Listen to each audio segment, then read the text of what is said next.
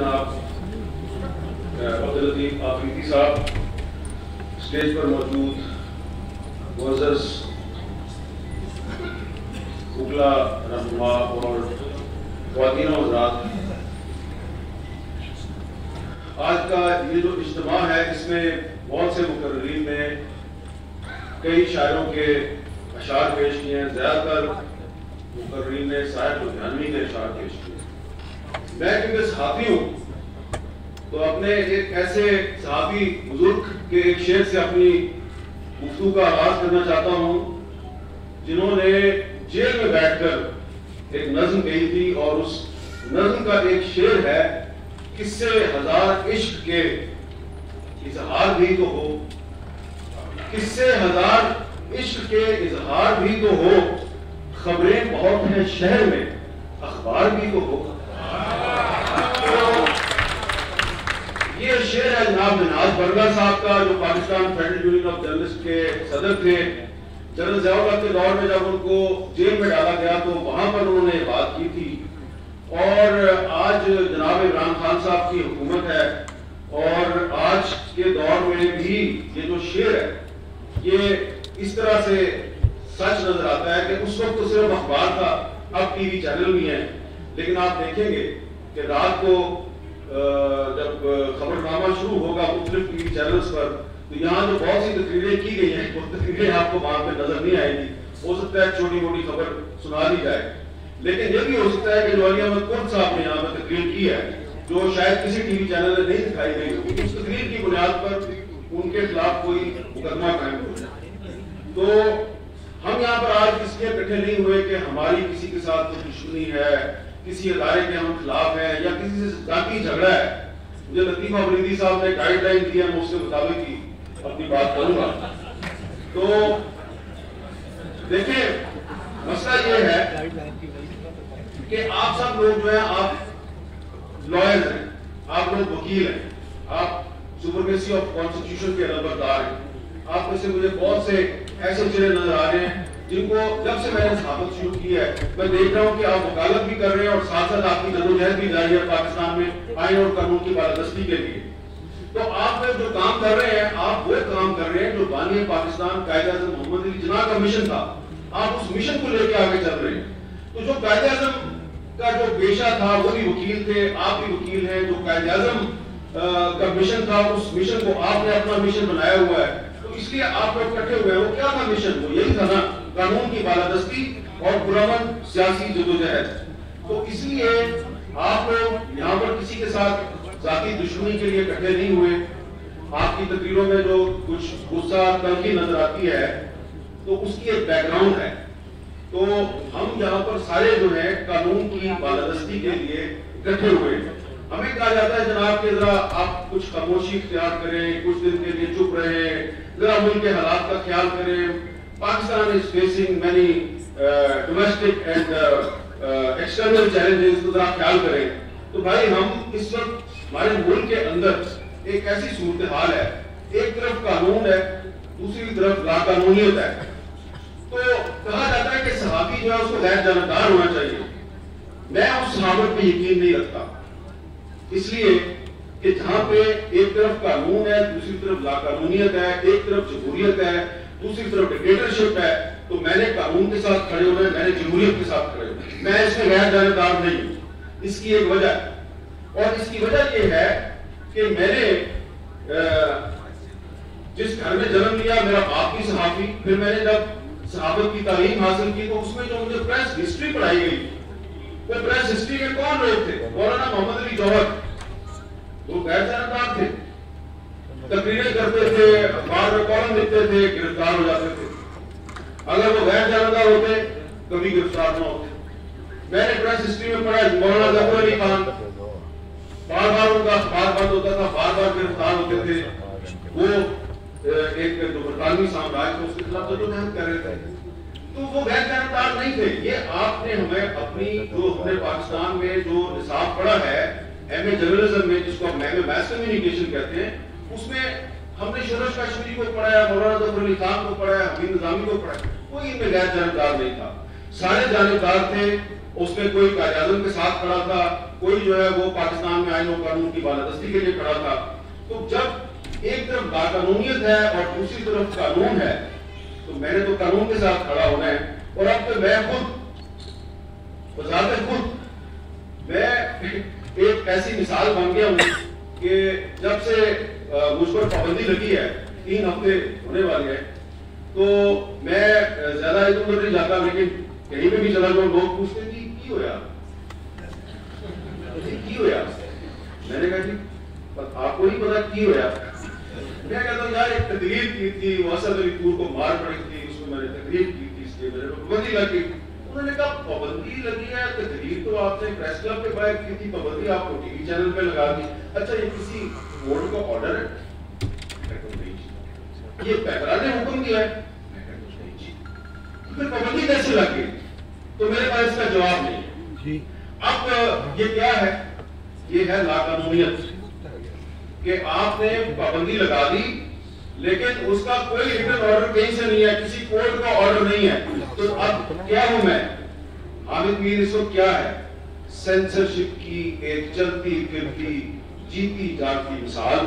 اور میں اس مثال کے طور پر جب آپ کے سامنے کھڑا ہوں تو مجھے کہا جائے گا کہ ذرا خیال سے بولنا. بھائی خیال سے بولوں گا. یہی کہہ رہا ہوں کہ بھائی میں آئین اور قانون کی بالادستی پہ یقین رکھتا ہوں. جو بھی میرے ساتھ کرنا ہے آئین اور قانون کے مطابق کرو. اور اگر آپ صحافیوں کو جو مار پڑتی ہے، تشدد کا نشانہ بنایا جاتا ہے، مطیع اللہ جان کو اغوا کیا جاتا ہے، افسار عالم کو گولی مار دی جاتی ہے، اسد طور کے گھر میں گھس کے اس کو مارا جاتا ہے، تو اگر ہم یہ مطالبہ کرتے ہیں کہ ملزمان کو گرفتار کرو تو آپ گرفتار کرتے ہیں. آپ کیوں نہیں گرفتار کرتے؟ گرفتار جب ملزمان گرفتار نہیں ہوتے کہتے ہیں اچھا وہ لڑکی کے بھائی نے مارا تھا. میں اس صورتحال میں نہیں جاتا. میں صرف یہ کہوں گا کہ جب 2007 کا یہاں بہت ذکر ہوا، 2007 کی لائر موومنٹ کا یہاں بہت ذکر ہوا. 2007 کی لائر موومنٹ میں آپ کے پاس سوشل میڈیا کی طاقت نہیں تھی، لیکن اس کے باوجود جیسا کہ یہاں پہ بتایا گیا کہ محدود وسائل کے باوجود آپ لوگوں نے ایک تحریک چلائی اور آپ کی تحریک نے بہت سی کامیابیاں حاصل کی. تو آج تو صورتحال مختلف ہے. اب جو 2007 کی جو بات ہوتی ہے تو کسی نے کہا کہ اس وقت حالات میں وہ مشرف کے معاشرہ سے بھی زیادہ تشویشناک ہیں. اس وقت میرے کو صرف ٹی وی چینل پر پابندی لگی تھی، میں اخبار میں لکھتا تھا. لیکن اب کوئی پاکستان میں پرویز مشرف نہیں ہے، جناب عمران خان صاحب کی حکومت ہے. میرے پر ٹی وی پر بھی پابندی ہے، اخبار میں بھی لکھنے پر پابندی ہے. تو آپ دیکھ لیں کہ صورتحال کیا ہے. اچھا اس وقت عمران خان صاحب جو ہے وہ لائر موومنٹ کے حامی تھے. وہ جب ہم پر پابندی لگی تو جو P F U J R I U J جو ہے وہ سڑکوں پر ہمارے شو کرایا کرتی تھی، وہ وہاں پر آتے تھے اور ایسے مکہ لہرا کے کہتے تھے اگر میں وزیر اعظم بن گیا تو پاکستان میں صحافت آزاد ہوگی. تو اب ہم وزیر اعظم بن چکے ہیں اور سینسرشپ کی جیتی جاگتی مثال جو ہے وہ آپ سے مطالبہ کر رہا ہے کہ پاکستان میں صحافیوں پر جو پابندیاں لگ رہی ہیں، جو جوڈیشری اور دیگر جو ہیومن رائٹس ایکٹیوسٹ ہیں ان کے ساتھ جو ہو رہا ہے اس کو بند کیا جائے. مجھے جو تقریر میں نے کی تھی جس کی وجہ سے پابندی لگی، اس تقریر پر میرے کچھ ساتھیوں نے کہا کہ اس میں آپ کا لہجہ بڑا تلخ تھا، تو وہ جو تلخی ہے اس میں معذرت کر رہا ہوں. تو جب ناصر زیدی صاحب جنہوں نے جنرل ضیاء الحق کے کوڑے کھائے ہوئے ہیں، جب ان جیسا بزرگ مجھے یہ کہے گا تو میں انکار تو نہیں کر سکتا. میں نے کہا کہ لہجے کی تلخی پہ میں معذرت کر لیتا ہوں. تو مجھے ایک بزرگ صحافی نے یہ کہا کہ آپ نے بہت اچھا کیا ہے. میں نے کہا جی وہ کیسے؟ انہوں نے کہا آپ نے یہ ثابت کر دیا ہے کہ ایک سویلین جو ہے وہ صرف اپنے لہجے کی تلخی پہ معذرت کر لیتا ہے، لیکن پرویز مشرف آئین کی طور سے کبھی معذرت نہیں کرتا. یہ فرق ہے. تو ہم نے آج یہاں پہ جو بھی یہاں پہ جو گفتگو ہوئی ہے اور آگے ہمیں جو بھی کرنا ہے وہ اس طریقے سے کرنا ہے کہ جو قائد اعظم کا راستہ ہے ہم اس راستے پر چلتے رہیں. اور جو حبیب جالب صاحب نے کہا تھا فرضی مقدمات ہیں، جھوٹی شہادتیں ہم پھر بھی لکھ رہے ہیں، جنوب کی حقائقیں. یہ جنوب کی حقائقیں ہم لکھتے رہیں گے. یہ میں کوئی افسانوی بات نہیں کر رہا. مجھے کوئی شوق نہیں ہے کہ مجھے جناب کچھ مہینوں کے بعد ہمارا آپ جیو میں بحال کرنے میں پھر ٹی وی پہ بیٹھا ہوں اور جو میں پہلے کر رہا تھا وہ کرتا ہوں. میں نے اس 10-15 دن میں بہت کچھ سیکھا ہے اور میں سمجھتا ہوں کہ کہ صرف دوبارہ ریسٹور ہو کے ٹی وی اسکرین پہ جا کے بیٹھ جانا مسئلے کا حل نہیں ہے. مسئلے کا حل وہ ہے جو یہاں پہ آج تبدیلیوں میں بیان کیا گیا اور جو آپ کی ریزولوشن میں آئے گا وہ ہے اصل راستہ. اس پر چلتے ہوئے بشک 6 مہینے، سال، 2 سال، 3 سال کے لیے جو ہے نا ہم پر پابندی رہے، ہمیں پابندی قبول ہے، لیکن ایک دفعہ آپ کی جو پابندیاں آپ نے لگائی ہیں یہ پابندیاں ہم نے ختم کروانی ہے. خاص طور پہ جو پاکستان میڈیا ڈیولپمنٹ اتھارٹی کے نام سے جو بل لایا گیا ہے، اس بل کے حوالے سے بڑی بات ہوئی ہے. اس میں 3 سال قید کے علاوہ ایک اور بھی چیز ہے، وہ 2.5 کروڑ روپے جرمانے ہیں. اور اس کے علاوہ آپ اس جو ٹریبیونل ہوگا، میڈیا ٹریبیونل، یہ منسٹری آف انفارمیشن کے اندر ہے، یہ ہائی کورٹ کے اندر نہیں ہے، جوڈیشری کے اندر نہیں ہے. اور اس کا جو فیصلہ ہوگا، جو سزا دی جائے گی، اس کو آپ ہائی کورٹ میں چیلنج نہیں کر سکتے، آپ کو صرف سپریم کورٹ میں جانا پڑے گا. تو یہ ڈریکونین لا سے بھی بڑھ کر ایک لا ہے، اور اس لیے اس لا کی مزاحمت کرنا صرف صحافیوں کا کام نہیں ہے، تمام مکاتب فکر کا یہ کام ہے. اور مجھے امید ہے کہ اگر آپ 2007 میں پرویز مشرف کے خلاف ایک تحریک چلا کر اور اس کو شکست دے سکتے ہیں، تو آج کے جو حکمران ہیں یہ پرویز مشرف سے زیادہ طاقتور حکمران نہیں ہے. اور اگر آپ کا اتحاد قائم ہو جائے اور آپ آج ایک کسی چارٹر پر اتفاق کر لیں اور اس پر عمل درآمد کے لیے راضی ہو جائیں، تو مجھے امید ہے کہ پاکستان میں آئین اور قانون کی بالادستی ہوگی. ہم قائد اعظم کے راستے پہ چلتے ہوئے پاکستان میں جمہوریت کے دشمنوں کو شکست دے سکتے ہیں. جب میں یہاں پہ حال میں آیا امریکی صاحب، تو ایک سینئر وکیل ہیں، وہ مجھے ملے، تو انہوں نے کہا کہ آپ کی تقریر کریں گے. میں نے کہا جی اگر کرنے دی تو کر لوں گا. تو کہتے ہیں میرا خیال ہے کہ کرنے دیں گے آپ. تو میں نے کہا اچھا. کہتے ہیں اگر آپ تقریر کریں تو یار وہ آپ پر جب 2007 میں پابندی لگی تھی نا آپ مشرف دور میں، تو اس میں آپ روڈ شوز کیا کرتے تھے، تو ہر شو کے آخر میں آپ وہ حمید جالب صاحب کے کچھ اشعار پڑھا کرتے تھے، وہ آج ضرور پڑھنا.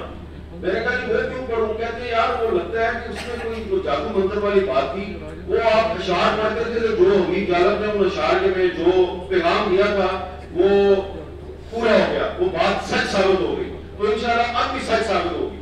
تو میرے بزرگ جو ہیں، بزرگ وکیل جہاں ابھی تک بیٹھے ہوئے ہیں، آخر میں حمید جالب صاحب کے وہ اشعار پڑھوں گا جو پرویز مشرف کے خلاف تحریک کے دوران وکیلوں کی تحریک تھی، صحافیوں کی تحریک تھی، انسانی حقوق کے کارکنوں کی تحریک تھی. اس تحریک میں ہم نے وہ حمید جالب صاحب کے اشعار جگہ جگہ بار بار پڑھے اور پھر ان کو اپنا ایک نعرہ بنایا، اور وہ نعرہ صحیح ثابت ہوا تھا. اور وہ اشعار کیا تھے؟ میرے ہاتھ میں قلم ہے، میرے ذہن میں اجالا، میرے ہاتھ میں قلم ہے، میرے ذہن میں اجالا، مجھے کیا دبا سکے گا کوئی ظلمتوں کا پالا، مجھے فکر امن عالم تجھے اپنی ذات کا غم، مجھے فکر امن عالم تجھے اپنی ذات کا غم، میں طلوع ہو رہا ہوں تو غروب ہونے والا، تو غروب ہونے والا.